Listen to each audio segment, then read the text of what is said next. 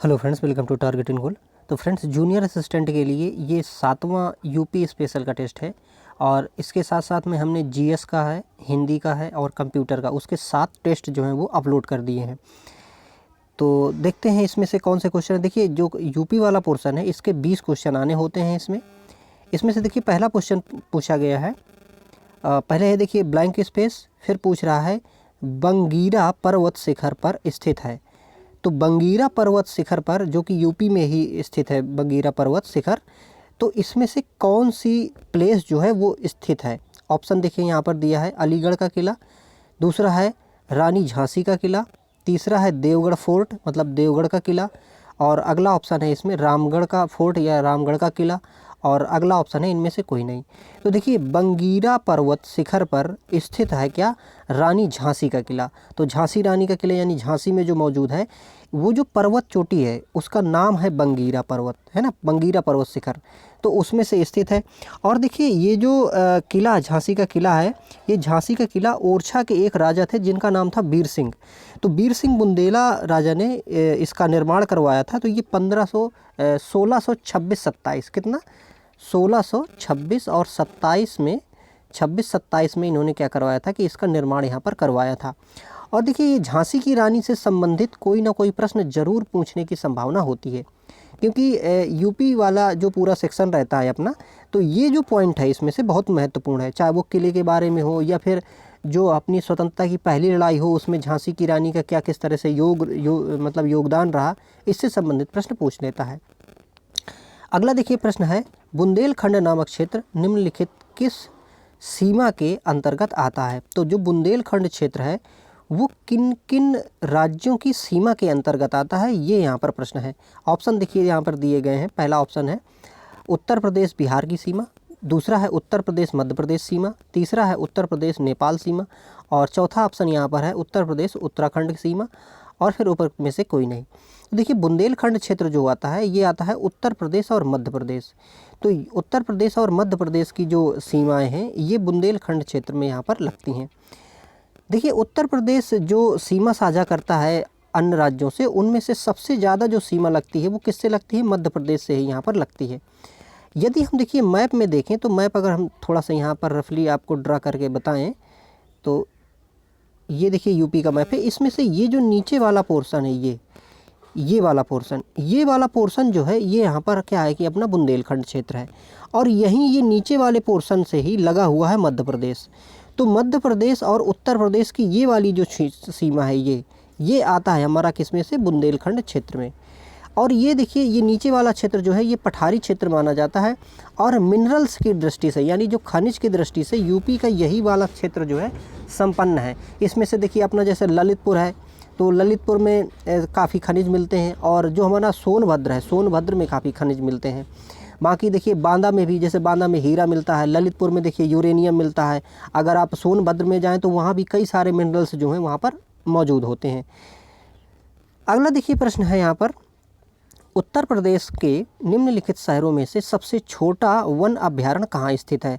तो देखिए ये जो दिए गए अभ्यारण्य हैं, इन अभ्यारण्यों में से हमें बताना है कि इनमें से कौन सा छोटा अभ्यारण्य है। देखिए यहाँ पर ऑप्शन दिए गए हैं।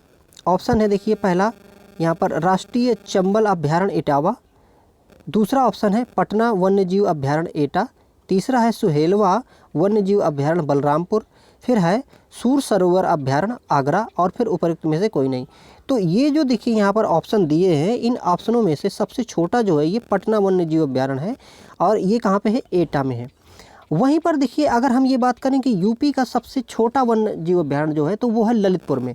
ललितपुर में एक महावीर करके एक अभ्यारण्य है। कौन सा, महावीर। तो ये महावीर अभ्यारण्य जो है ये उत्तर प्रदेश का सबसे छोटा अभ्यारण्य है, लेकिन इन दिए गए ऑप्शनों में से जो छोटा है वो कौन सा है, ये पटना वन्यजीव अभ्यारण्य यहाँ पर है, जो कि एटा में है। तो देखिए यहाँ पर हमें ये भी याद रखना है, क्या, इनके प्लेस याद रखना है। जैसे देखिए कि ये राष्ट्रीय चंबल अभ्यारण्य कहाँ पे है, इटावा में है, ठीक है। पटना वन्यजीव अभ्यारण्य कहाँ पे है, एटा में। इसी को हमने देखा कि इन दिए गए विकल्पों में से छोटा भी है। अगला देखिए इसमें से दिया है सुहेलवा वन्यजीव अभ्यारण्य, ये कहाँ पे स्थित है, बलरामपुर में स्थित है। और सूर सरोवर अभ्यारण्य ये कहाँ पे है, आगरा में है। और एक मैंने और बताया क्या, महावीर, है ना, क्या बताया मैंने, महावीर। तो महावीर कहाँ पे है, ये अभी हमने बात की कि भाई ये ललितपुर में है और ये सबसे छोटा है। ठीक है, अगला देखिए, अगला प्रश्न है देखिए, सारनाथ जो अशोक स्तंभ के लिए प्रसिद्ध है, वाराणसी से 10 किलोमीटर उत्तर पूर्व में किन दो नदियों के संगम में स्थित है? अब देखिए, सारनाथ से संबंधित और वाराणसी से संबंधित जो प्रश्न होते, जैसे एक प्रश्न हमने देखा कि वहाँ पर जो झांसी की रानी से संबंधित प्रश्न था वो, और दूसरा ये सारनाथ या फिर मान लीजिए कि ये बनारस का जो बेल्ट है, इससे संबंधित कोई ना कोई प्रश्न आने की संभावना बहुत ज़्यादा रहती है। तो देखिए, इसमें से ये पूछ रहा है कि भाई ये सारनाथ जो है ये किन नदियों के संगम पे है या किन नदियों के पास में है जो स्थित है। ठीक है, तो देखिए यहाँ पर ऑप्शन दिए गए हैं। पहला ऑप्शन है बेतवा चंबल, दूसरा ऑप्शन है गंगा सोन, तीसरा है गंगा वरुणा, चौथा ऑप्शन है यहाँ पर यमुना और काली, फिर है उपरोक्त में से कोई नहीं। तो देखिए, ये जो सारनाथ है, सारनाथ गंगा और वरुणा इन दो नदियों के संगम पर क्या है कि स्थित है। अब देखिए, ये जो जगह है सारनाथ की जगह है, ये बहुत ही महत्वपूर्ण है। एक तो देखिए यहाँ पर जो अशोक का स्तंभ है, तो हमें मालूम है कि भाई ये अशोक का स्तंभ जो है इसको हमने राष्ट्रीय चिन्ह के रूप में भी स्वीकार किया है, जिसमें से 4 जो शेर हैं वो चारों दिशाओं में पीठ से जुड़े हुए और दिखाई देते हैं हमें, हम उसका राष्ट्रीय चिन्ह के रूप में उपयोग करते हैं। दूसरी बात देखिए ये है कि जो सारनाथ जो ये जगह है, यहाँ पर गौतम बुद्ध ने अपना पहला उपदेश दिया था, तो यहाँ पर इसको धर्म चक्र प्रवर्तन के नाम से भी जानते हैं। यहाँ पर देखिए क्या है कि मृगदाव नाम से भी इसी जगह को मृगदाव भी मतलब कहते हैं कि मृगदाव नाम से भी पुकारा जाता है, और धर्म चक्र प्रवर्तन का जो स्थान है वो यहीं पर है। तो गौतम बुद्ध को जब ज्ञान प्राप्त हुआ था बोधगया में, बोधगया भाई बिहार में है, तो ज्ञान प्राप्ति के बाद में उन्होंने जब सबसे पहला अपना धर्मोपदेश दिया तो यही जगह थी सारनाथ। यहाँ पर उन्होंने 5 जो शिष्य थे इनके, उनको इन्होंने क्या किया था कि शिक्षित किया था अपनी शिक्षा में। ठीक है, अगला देखिए प्रश्न है, यहाँ पर प्रश्न पूछ रहा है कि दक्षिणी उत्तर प्रदेश का औरैया जिला प्रमुख रूप से और ब्लैंक स्पेस का उत्पादक है। तो देखिए, ये जो औरैया ज़िला है, तो औरैया ज़िला में आखिर क्या उत्पादित होता है वो यहाँ पर हमें मतलब पूछ रहा है। ऑप्शन देखिए दिया है गुड़, दूसरा है शहद, तीसरा ऑप्शन दिया है शुद्ध देसी घी, चौथा है हींग और फिर है ऊपर में से कोई नहीं। तो देखिए, औरैया ज़िला में क्या होता है कि शुद्ध देसी घी का जो है यहाँ पर वन डिस्ट्रिक्ट वन प्रोडक्ट के रूप में भी जो ये औरैया है ये किसके लिए प्रसिद्ध है? शुद्ध देसी घी के लिए। इसके साथ देखिए यहाँ पर अगर गुड़ की बात करें तो भाई मथुरा जो क्षेत्र है ना अपना, तो ये देखिए गुड़ के लिए प्रसिद्ध है। और हींग जो है ये हाथरस जिला जो है ना, तो वन डिस्ट्रिक्ट वन प्रोडक्ट जो स्कीम है, देखिए वन डिस्ट्रिक्ट वन प्रोडक्ट चूँकि हमारे उत्तर प्रदेश में स्कीम है, इसमें से प्रत्येक ज़िले के एक उत्पाद को विशेषीकृत माना गया है, उसको जीआई टैग देने की भी मतलब कोशिश की जाती है, और उसका जो प्रचार प्रसार के साथ साथ में उसका निर्यात जो है पूरे विश्व में करने का प्रयास किया जाता है। तो यहाँ पर ये जो है Auraiya one district one product के तहत शुद्ध देसी घी के लिए भी यहाँ पर जाना जाता है। ठीक है, अगला देखिए प्रश्न है, उत्तर प्रदेश में रानी लक्ष्मीबाई बांध परियोजना निर्मित है, तो रानी लक्ष्मीबाई बांध परियोजना कहाँ पर है या किस नदी पर है? ऑप्शन देखिए घाघरा नदी पर, दूसरा ऑप्शन दिया है बेतवा नदी पर, तीसरा है सोन नदी पर, चौथा है चंबल नदी पर, और फिर है उपरोक्त में से कोई नहीं। तो देखिए भाई ये जो है रानी झांसी बांध परियोजना जो है ये बेतवा नदी पर है, और ये जो परियोजना है ये मध्य प्रदेश, एमपी और यूपी है ना, दोनों की संयुक्त परियोजना है, क्योंकि दोनों ने इसमें क्या किया भाई अपना इन्वेस्टमेंट किया है और लाभ जो है दोनों को मिलता है। और ये जो परियोजना है देखिए रानी लक्ष्मीबाई परियोजना जो कि बेतवा नदी पर स्थित है, तो आप ये कह सकते हैं कि जो बुंदेलखंड क्षेत्र है, अभी हमने देखा तो बुंदेलखंड क्षेत्र की बेतवा नदी बहुत ही महत्वपूर्ण नदी है, क्योंकि सिंचाई के लिए और पेयजल के लिए अभी देखिए सरकार ने भाई ये स्कीम चलाई जैसे कि हम 2024 तक सबको जल प्रोवाइड कर देंगे, मतलब नल से जल प्रोवाइड कर देंगे, तो उसके लिए भी भाई पानी कहाँ से सप्लाई किया जाएगा? तो बेतवा नदी जो है ना ये बहुत ही महत्वपूर्ण है। और देखिए बुंदेलखंड क्षेत्र जो है ये काफ़ी सूखा क्षेत्र है, तो यहाँ पर सिंचाई की सुविधा जो है बहुत कम है, तो सिंचाई की अच्छी सुविधा हो सके इसके लिए यहाँ पर इसमें कई बांध बनाए गए हैं और बांधों के माध्यम से सिंचाई होगी। तो वही एक बांध है, देखिए ये परियोजना है जिसका नाम यहाँ पर रानी लक्ष्मीबाई बांध परियोजना है, जो कि बेतवा नदी पर यहाँ पर है। देखिए बेतवा नदी अगर हम कहें कि निकलती कहाँ से है, तो ये मध्य प्रदेश के रायसेन जिले से निकलती है, और बेतवा नदी को प्राचीन काल में बेत्रवती कहते थे। क्या कहते थे? बेत्रवती नाम से इसको जाना जाता था। तो ये इससे संबंधित कुछ और जानकारियाँ थी। तो देखिए मैं ये कहना चाहता हूँ कि इससे जो प्रश्न है, तो प्रश्न के साथ में जो बाकी जो जानकारी आपको दी जाती है वो भी बहुत ज़्यादा उपयोगी है। अगर आप PYQ और ये जो हम यहाँ पर टेस्ट वगैरह सब करा रहे हैं, अगर ये सारा कुछ आप हल कर लेते हैं तो मुझे विश्वास है कि आप बहुत सारे प्रश्न तो यूँ ही हल कर देंगे। और हमने PYQ की श्रृंखला भी पूरी चलाई थी, जिसमें से मतलब सारी चीज़ों को हमने हल कराया है। UP वाला है, GS वाला है, अन्य चीज़ें हैं, उसको भी आप जाके वहाँ देखिएगा तो उससे भी आपको लाभ मिलेगा। तो देखिए अगला प्रश्न देख लेते हैं इसमें। अगला प्रश्न ये है कि निम्नलिखित में से कौन सी जगह रेशमी वस्त्रों के लिए प्रसिद्ध है। तो रेशमी वस्त्रों के लिए उत्तर प्रदेश में कौन सी जगह प्रसिद्ध है? ऑप्शन देखिए दिए हैं यहाँ पर, कानपुर, दूसरा है लखनऊ, तीसरा आगरा, चौथा मेरठ और फिर है उपरोक्त में से कोई नहीं। तो यहाँ पर देखिए अपना ऑप्शन ई सही होगा, उपरोक्त में से कोई नहीं। क्योंकि देखिए रेशम के लिए अपना उत्तर प्रदेश में एक जगह प्रसिद्ध है जिसका नाम है वाराणसी। वाराणसी में देखिए सिल्क साड़ी, ये यहाँ का जो महत्वपूर्ण जो प्रोडक्ट है, तो सिल्क साड़ी जो है यहाँ पर बहुत ज़्यादा बनाई जाती हैं। तो सिल्क के लिए महत्वपूर्ण है अपना बनारस। ठीक है, अगला प्रश्न देखिए, उत्तर प्रदेश में सीमेंट फैक्ट्रियाँ कहाँ स्थित हैं? तो सीमेंट की फैक्ट्रियाँ कहाँ स्थित हैं? ऑप्शन देखिए यहाँ पर दिया है मंसूरपुर और नवाबगंज, दूसरा ऑप्शन है नोएडा और साहिबाबाद, तीसरा है चुर्क और डल्ला, चौथा ऑप्शन यहाँ पर दिया गया है बरेली और रामपुर और फिर है उपरोक्त में से कोई नहीं। तो देखिए सीमेंट की फैक्ट्रियाँ कहाँ पे हैं? चुर्क और डल्ला। तो चुर्क और डल्ला ये जो क्षेत्र है यहाँ पर सीमेंट का बहुत बड़े कारखाने हैं आप कह सकते हैं। और ये जो दोनों देखिए ये जो चुर्क और डल्ला जो जगह है ना, ये कहाँ पे हैं? ये हैं सोनभद्र में। अब देखिए क्या है कि सोनभद्र में काफ़ी ज़्यादा चूना पत्थर मिलता है।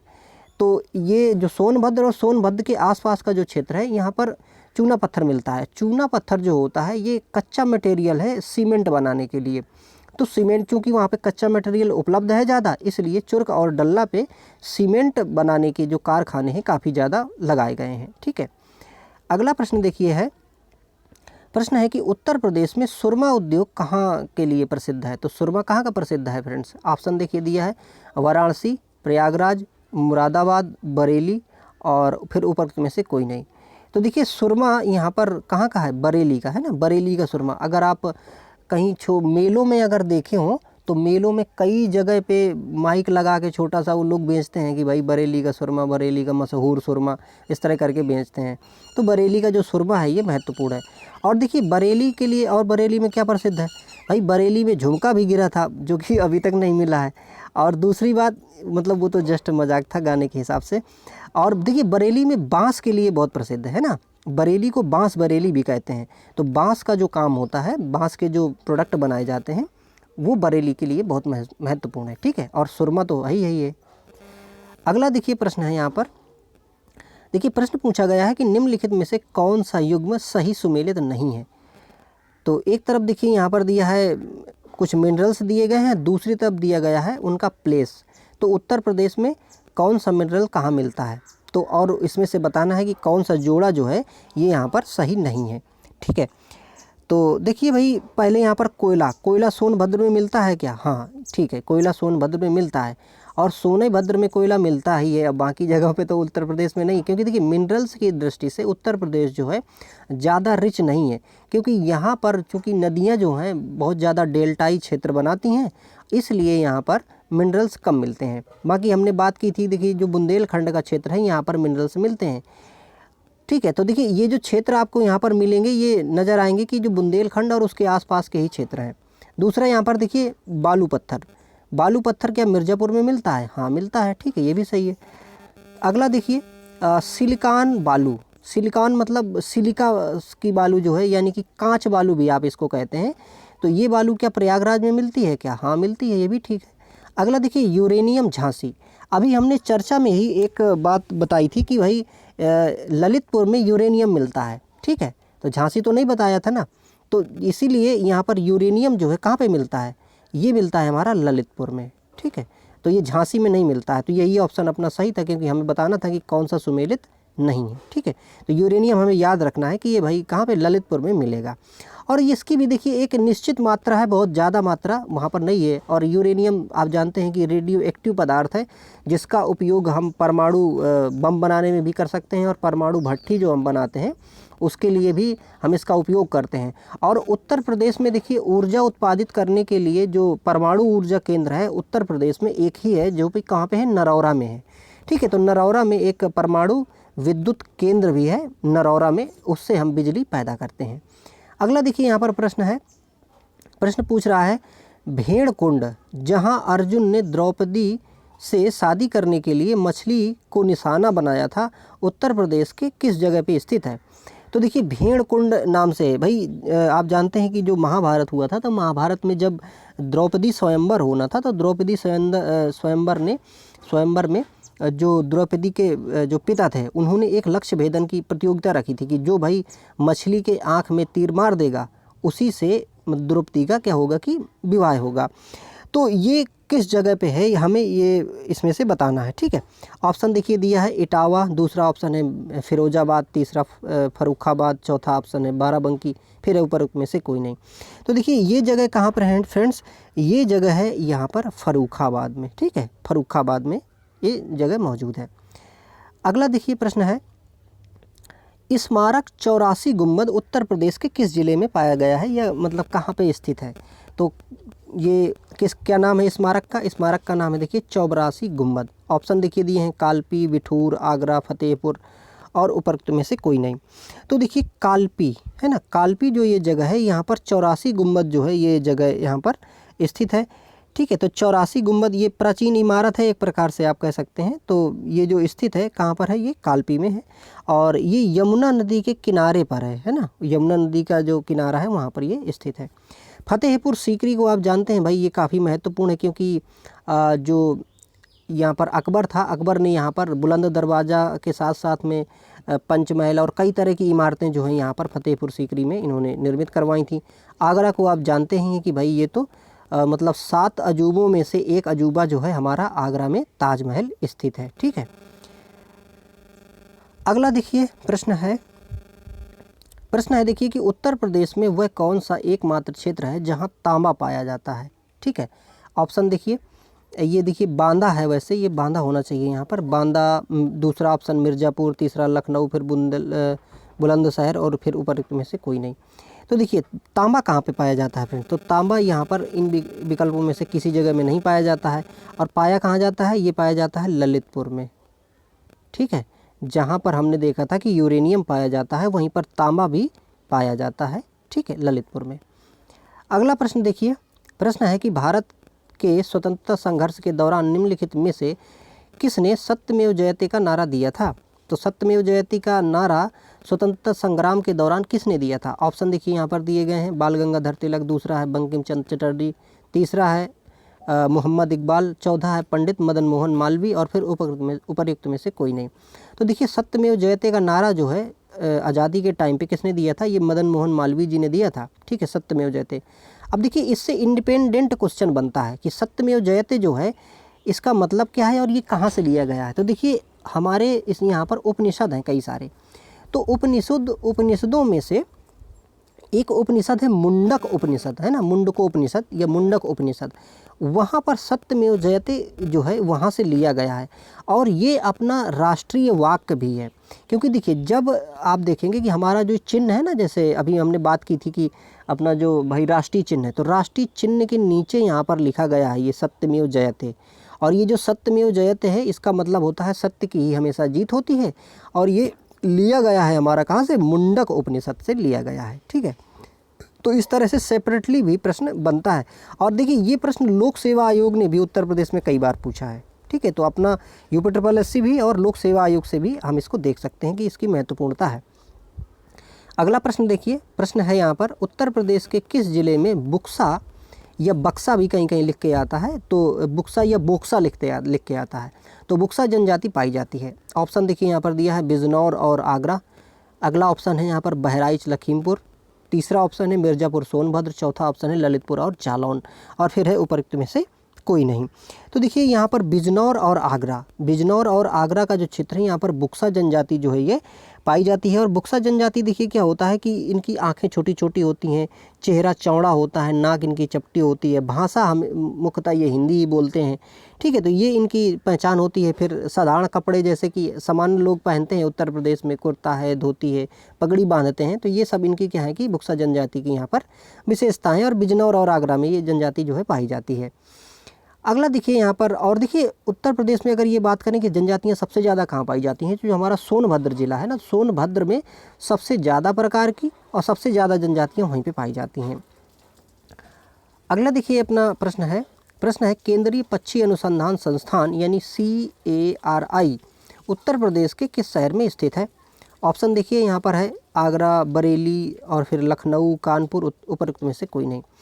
तो केंद्रीय पक्षी अनुसंधान केंद्र जो है ये कहाँ पर स्थित है फ्रेंड्स? ये है बरेली में। ठीक, बरेली को हमने अभी देखा था। ठीक है, तो बरेली में है ये केंद्रीय पक्षी अनुसंधान संस्थान।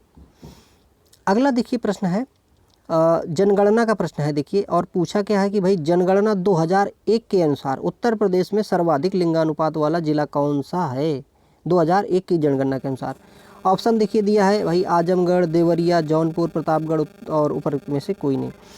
तो देखिए उस समय जब जनगणना हुई थी 2001 में, तो उस समय क्या था कि आजमगढ़ की जो यहाँ पर लिंगानुपात था सबसे ज़्यादा था।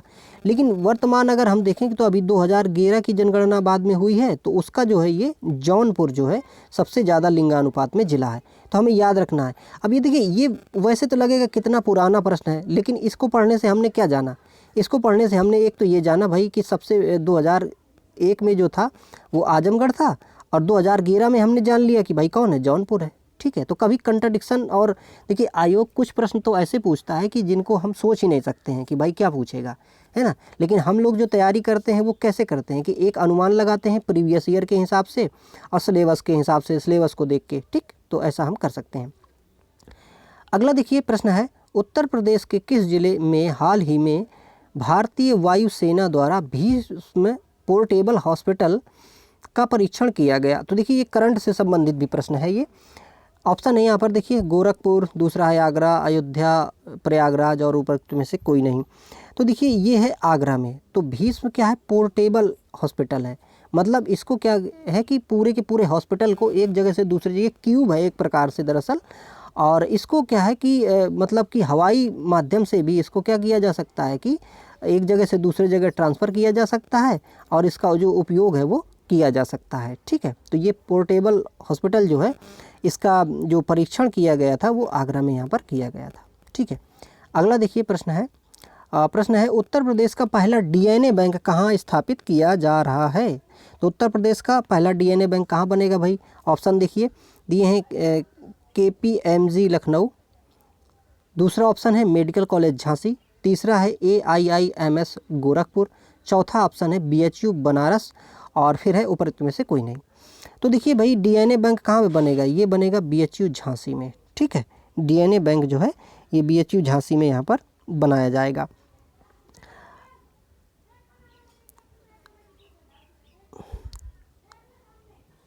अगला देखिए प्रश्न है निम्नलिखित में से उत्तर प्रदेश के किस क्षेत्र में सूखे की निगरानी हेतु वेदर स्टेशन स्थापित किया जाएगा? ऑप्शन है देखिए पूर्वांचल, दूसरा बुंदेलखंड, तीसरा है पश्चिमी यूपी, फिर अगला ऑप्शन है दिल्ली NCR में शामिल क्षेत्र, फिर उपरोक्त में से कोई नहीं। तो भाई देखिए वेदर स्टेशन, वेदर हमारे अभी हमने बात की थी कि सबसे ज़्यादा सूखा क्षेत्र कौन सा? बुंदेलखंड क्षेत्र है। तो वहीं पर ये किया जाएगा कि वेदर स्टेशन स्थापित किया जाएगा कि वहाँ ये जांचा जाए कि भाई सूखे की स्थिति क्या है, पानी कितना बरस रहा है, नहीं बरस रहा है। क्योंकि ये वाला जो क्षेत्र है ये देखिए अंडर डेवलप्ड क्षेत्र है, कम डेवलप्ड क्षेत्र है, और यहाँ पर देखिए जो सिंचाई की उतनी ज़्यादा सुविधा नहीं है। अभी हमने बात की थी कि बेतवा नदी जो है भाई यहाँ की जीवन रेखा की तरह काम करती है। इसके बावजूद भी जो सिंचाई का काम है उतना नहीं हो पाता है। लोग जो कृषि करते हैं वो जो पानी बरसता है मौसम अपने उससे उसी पे डिपेंडेंट रहते हैं। तो वेदर स्टेशन बनेंगे कहाँ पे? बुंदेलखंड क्षेत्र में बनेंगे। ठीक है, तो ठीक है देखिए हमने ये पूरे प्रश्न कर लिए। अब देखिए ये दरअसल है तो पूरा का 100% मतलब 100 जो प्रश्न होते हैं पूरे का एक सेट है ये। लेकिन इसको फ्रेंड्स मैंने शुरुआती में 3 जो पेपर पढ़ाए थे वो पूरे के पूरे एक साथ पढ़ाए थे, लेकिन वो लेंदी हो जा रहा था, पढ़ने में भी उबाऊ होता है और पढ़ाने में भी टफ होता है। तो इसलिए मैंने फिर इसको अलग अलग पार्ट में तोड़ लिया था। तो अब इसके मैं अलग अलग पार्ट आपको दे रहा हूँ, तो आप इसको क्रम से पढ़ते रहिए। ठीक है, तो चलिए मिलते हैं अगले वीडियो में। और देखिए वीडियोस को लाइक भी कर दिया करिए, कंटेंट ये बहुत बढ़िया है। ठीक है, विश्वास के साथ पढ़िए, बाकी चीज़ें भी आप पढ़ते रहिए, एग्जाम अच्छा करेंगे। Thank you for watching.